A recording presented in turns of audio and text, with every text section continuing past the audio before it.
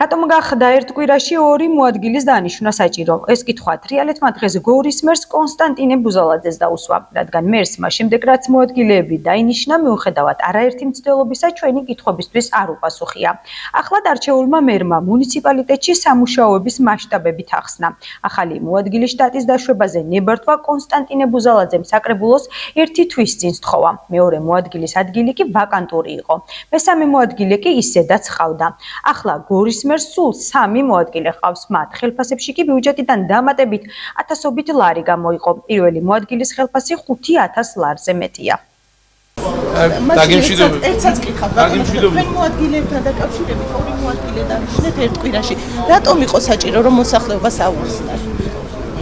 სამუშაოების მასშტაბებიდან გამომდინარე იყო საჭირო რომ დავემატებინა და მათი კვალიფიკაცია გამოჩნდება ცოტა დაამტკიცებს, ისინი დაამტკიცებენ თავიანთ მაღალ კვალიფიციურობას.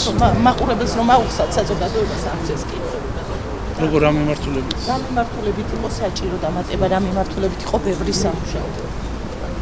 თუნდაც ინფრასტრუქტურული მიმართულებით, თუნდაც ის საკურატოროები, რაც მათ ჩაიბარეს, იმ მიმართულებით იყო ძალიან ბევრი სამუშაო.